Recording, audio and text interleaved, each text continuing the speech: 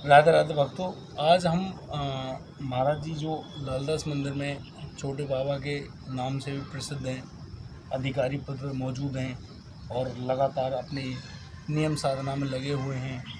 और मैं कम शब्दों में इतना कहूँगा कि एक बहुत ही उच्च कोटि के संत, जिन्होंने अपनी रहनी, अपने तरीके, अपने जो कर्म हैं उनके मुताबिक बहुत उच्च कोटि की जगह पकड़ी है।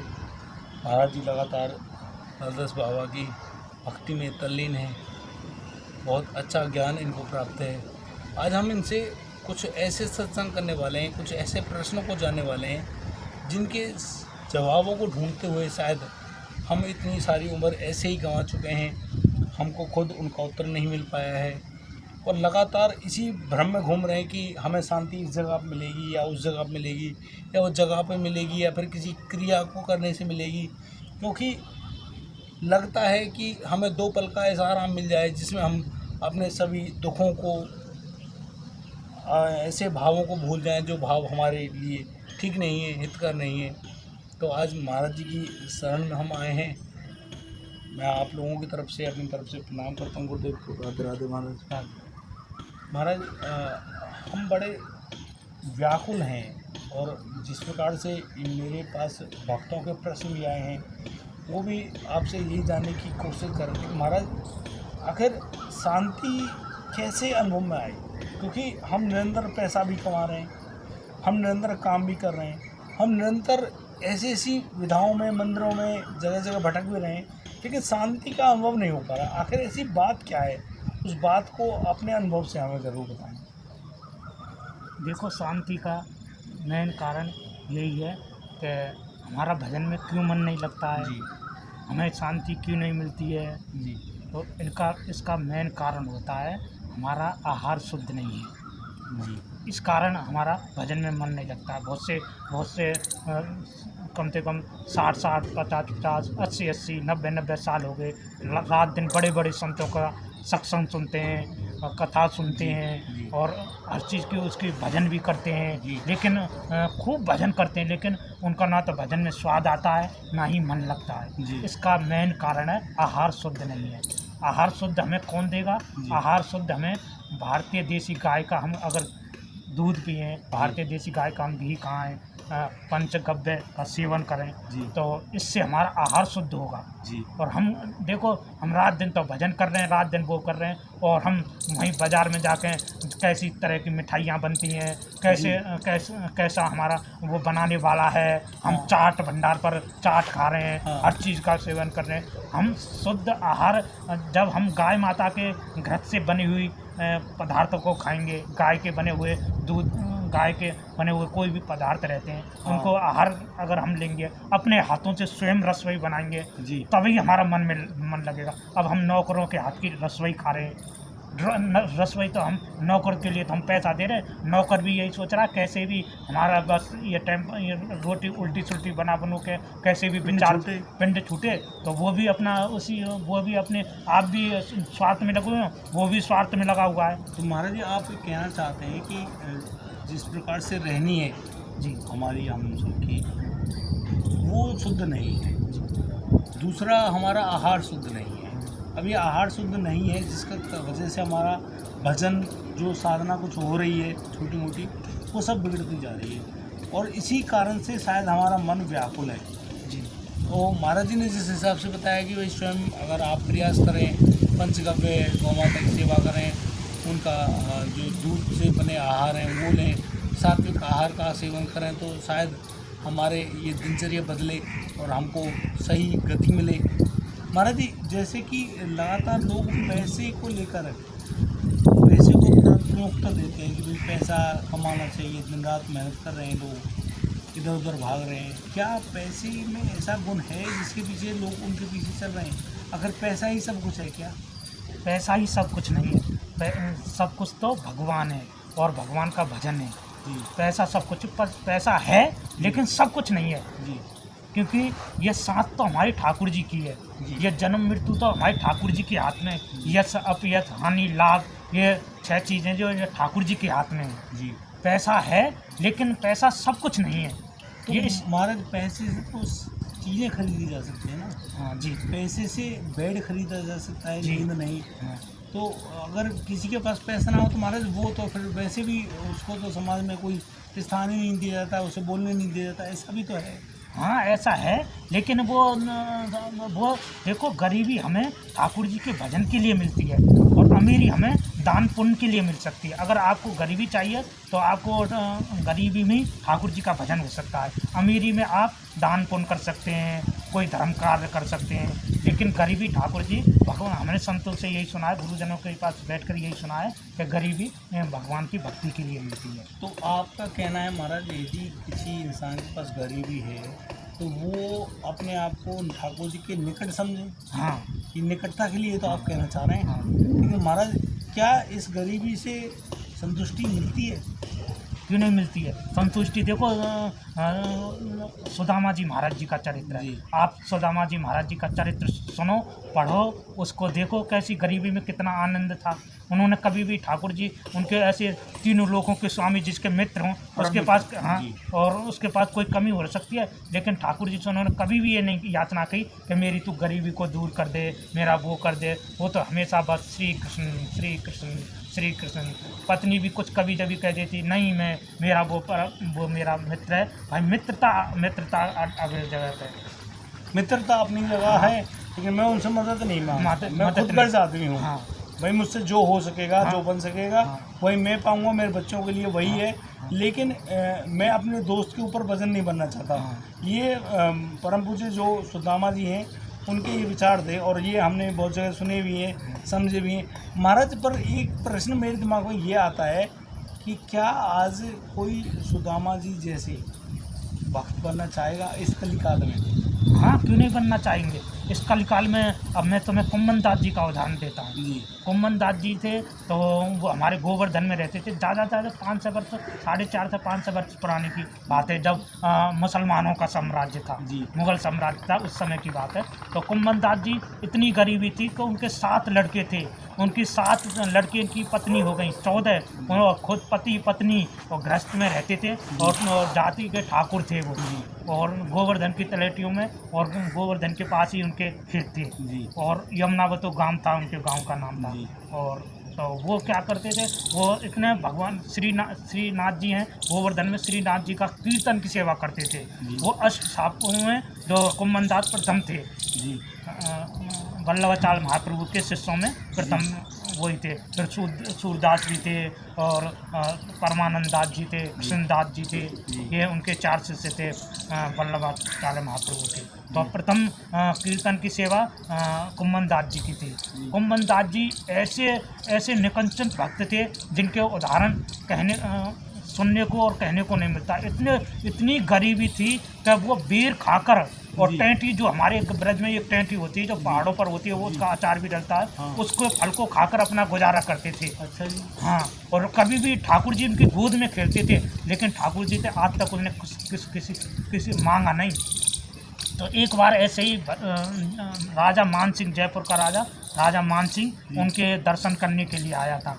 तो दर्शन करने के लिए आता तो वो अपनी कुटिया में और अपने लाला कोई ठाकुर जी को गोद में खिला रहे थे। ठाकुर जी कह रहे थे, बाबा एक बात कहूँ, बाबा एक बात कहूँ। बाबा ने कहा, हाँ लाला बताइए एक बात कर। तभी राजा ने गेट खटखटा दिया और ठाकुर जी हटे उनकी गोद से चले गए।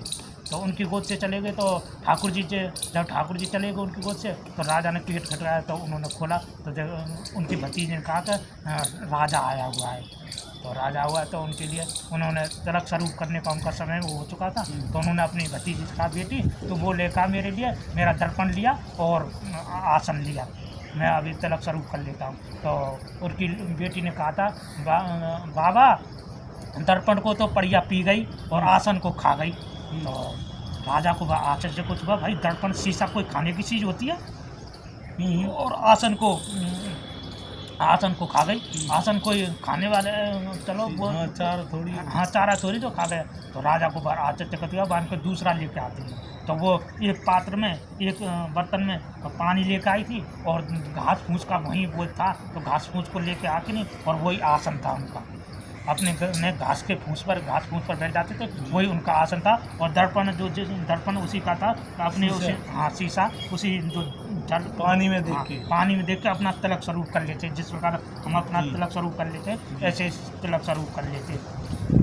तो राजा को बरगलानी हुई, भाई इतनी गरीबी और इतने बड़े भक्तों को इतनी गरीबी। तो राजा ने कहा था, तो राजा ने अपना हीरा जवाहरात लगा हुआ शीशा था उनका, सोना जड़ा हुआ उस शीशे में, तो हाँ भेंट किया था कि बाबा ले आप इसको रख लीजिए। और कुम्मन दास महाराज जी ने हाथ जोड़ के, भाई मेरा तो यही सब कुछ है और यही मेरे सब कुछ यही है, इसमें संतुष्ट हूँ। हाँ मैं इसमें संतुष्ट हूँ कि तू आज इसे मुझे दे जाएगा, यहाँ कल को चोर आएंगे मुझे इसे और कहानी हो जाए। हाँ और कहानी हो जाए, मेरे भजन में बाधा आएगी, इससे भैया मेरे भजन कोई बाधा ना आए, बस अपना शीशा। तो उन्होंने शीशा को वापस ही कर दिया। तो कुम्मन दास बाबा तो फिर पूछा उन्होंने कि भाई जहाँ से आपका राशन आता है वहाँ का मैं सरकारी खजाने से सब सब हो जाएगा, आप उनसे जितना सामान चाहिए आप राशन का आप ले आया करो, वहाँ से आपका सरकारी कोष से आपका सब इसका हिसाब हो जाएगा। तो उन्होंने हाथ जोड़ दिए, भाई मेरे लिए नहीं चाहिए, वहाँ के इस पूरे गांव को आपके नाम करा दूं, जो प्रॉपर्टी है पूरे गांव की ज़मीन है इसके आपको नाम करा दूं, मुझे कुछ नहीं चाहिए। वहाँ के राजा दादा ही पीछे पड़ा। तो राजा ने आखिर में ये कुम्मन दास जी ने कहा, अगर आप देना चाहते हैं तो मेरे पास जीवन में कभी मत आना, अगर ये देना चाहते यही दे दो बस मेरे। हाँ मतलब आप ये कहना चाहते हैं कि एक राजा से कुम्मन दास जी महाराज ने सिर्फ एक चीज़ मांगी, लास्ट में जो हाँ लगातार प्रयास करने के बाद भी एक ही बात कही कि भैया मुझे अगर आप देना चाहते हो तो एक बात का वचन दे दो कि आप जीवन में कभी मेरे पास लौट के ही ना आओ। हाँ तो कुम्मन दास के पास जब वो चले गए तो राजा, तो उनकी भतीजी ने भी मजाक में कहते हैं, अरे इतना बड़ा राजा आया और तुम उससे कुछ मांग लेते। तो कुम्मन दास जी को आवेश आ गया गुस्से का, ये मेरी ऐसी बात मुझसे कैसे कह दी है, ये तो मजाक में भी नहीं तुझे बोलनी चाहिए थी। अरे सर्वेश्वर तीनों लोगों को स्वामी मेरी गोदी में खेला, आज तक मैंने उससे नहीं मांगा, तुच्छ राजा से मांगूंगा। हाँ ये दे देगा। हाँ तो उसके बाद थोड़ी देर के बाद फिर ठाकुर जब वो भजन में बैठे, अपने नियम में बैठे, तो फिर ठाकुर जी उनकी गोद में आ गए थे। तो तब उन्होंने, तो वो यही सोचने, तब जो राजा वो यही भजन करते थे, पता नहीं चला गया क्या कहता जान, पता नहीं चला गया क्या कहता, पता नहीं जान क्या कहता, चलिए वो तो ठाकुर जी को जो कहना चाहते ठाकुर जी, वो तो राजा बीच में आ गए तो नहीं कह पाए, तो वो इसी का भजन करने लग गया, जान चलिए गया जान क्या कहते जान, चलिए वो तो जान क्या कहता। फिर ठाकुर जी की गोद में आ गए तो उन्होंने यही कहा था, लाला तू क्या बोल रहा था अब बता, कहना चाह रहा हूँ। हाँ क्या कहना चाहता। तो ठाकुर ने बोला, मैं तो यही कहना चाहता कि ये राजा आया इससे कुछ मांग लेते। अरे वाह के मैं मांग लेता तो फिर तू मेरी गोदी में रहता, आ जाता, वान के तू मांग लेता, मैं जीवन में तेरे पास नहीं आता। ये बात तो ये है। तो महाराज ये जो आपने उदाहरण बताया है इसमें तो एक ही बात समझ में आती है, जो कि संतुष्टि का जो भाव है वो जरूरी है जी। आप सब कुछ होने के बावजूद आप असंतुष्ट हो सकते हो, या कुछ भी ना होने के बावजूद भी आप संतुष्ट हो सकते हो, तो ये भाव आपके आंतरिक होने चाहिए। अच्छा महाराज, ये भाव के लिए क्या भजन ज़रूरी है?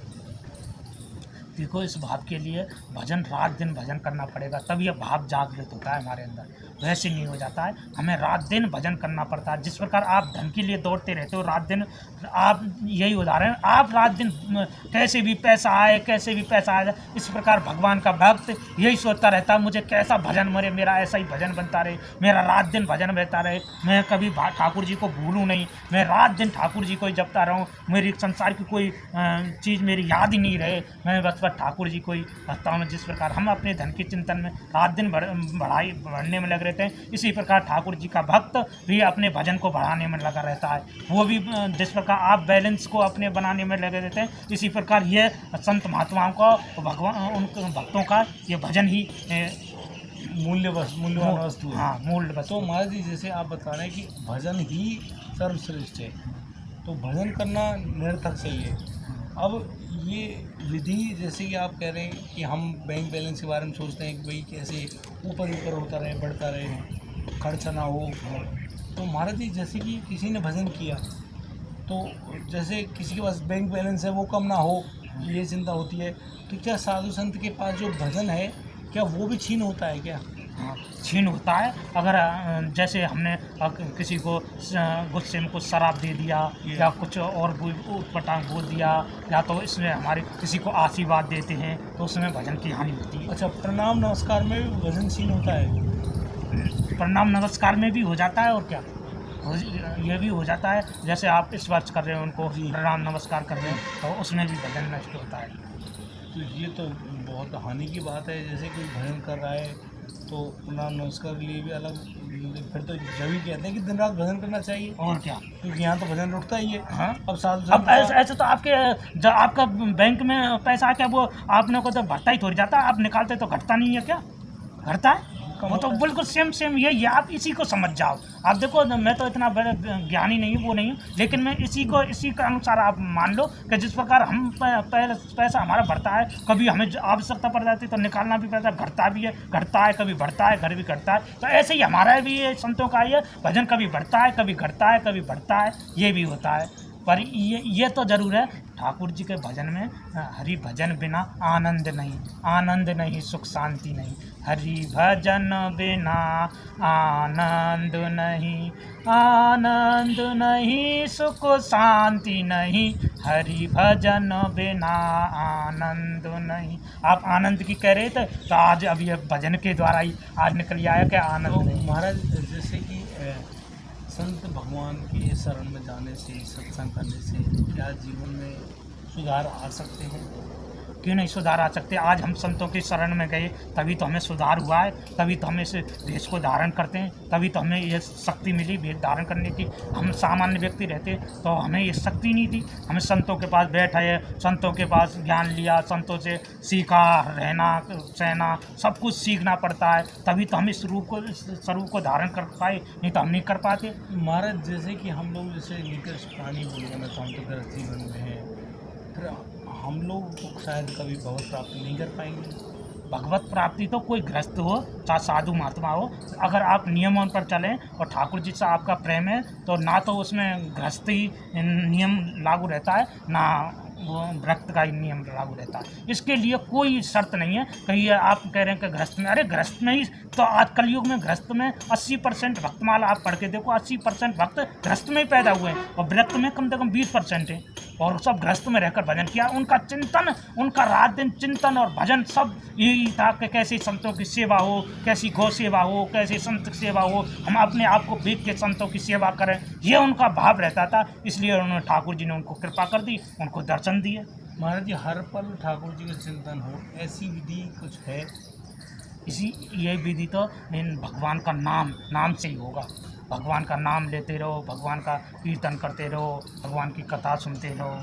यदि शुरुआत में हम लोग नाम जप शुरू करते हैं, और नाम जपना जैसे 1 माला 2 माला 11 माला 21 माला अगर हम करते हैं, तो फिर आपके कहने के अनुसार महाराज फिर तो ये लगातार चिंतन में आ जाएगा जी।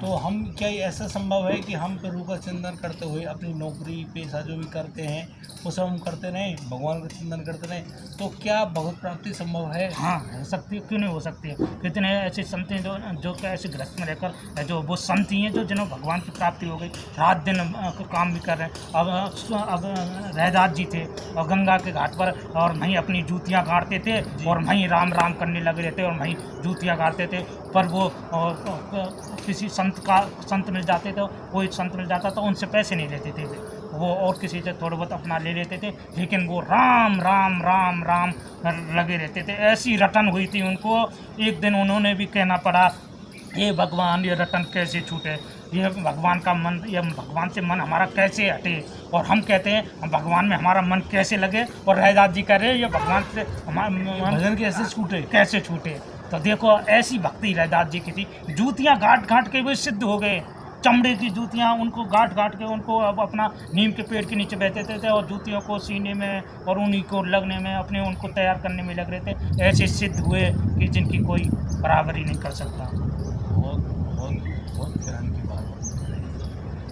और महाराज, मेरा एक बहुत बड़ा एक चिंता का विषय मेरे दिमाग में हमेशा बना रहता है, जो आज की जो प्रवृत्ति है, जो अभी हाल में हमारे संसार में, हमारे भारत देश में फैली हुई है, कि नवयुवती नवयुवक जो नशे की आड़ में गलत कार्य वो करते हैं, नशे करते हैं, माता पिता को मारपीट भी करते हैं, उनसे जबरन पैसे छीनते भी हैं। उन लोगों से, उनके बारे में क्या कहना चाहेंगे कि वो सद आचरण तो रहें, उन नशे की प्रवृत्ति को छोड़ के अच्छे भाव में आगे बढ़ें? महाराज, इसका मुख्य एक तो वजह क्या है जिसकी वजह से लोग उधर अग्रसर हो गए? दूसरा ये इसको छोड़े कैसे? इसका मुख्य असर है गलत संगति। जी।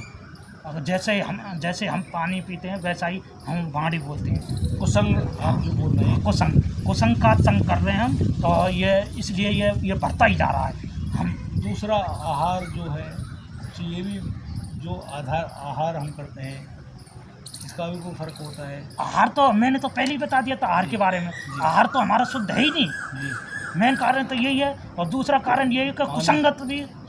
कुसंगत कौन सा सही संगत नहीं कर रहे, कुसंगत करोगे तो कैसा भी हो। अगर हम सत्संग में बैठे, सत्संग का वो पर है तो वो सत्संग का ही रंग चढ़ेगा हम पे। और हम गलत संग में बैठे, हम दारूबारी के साथ बैठे तो दारूबारी जैसे बन जाएंगे, और हम सत्संग वाले के पास बैठेंगे तो सत्संग वाले जैसे बन जाएंगे। तो ये तो कुसंग का बहुत बड़ा भयंकर प्रभाव पड़ता है। कुसंग को तो त्यागना पड़ेगा, बिना कुसंग के ये नहीं हो सकता।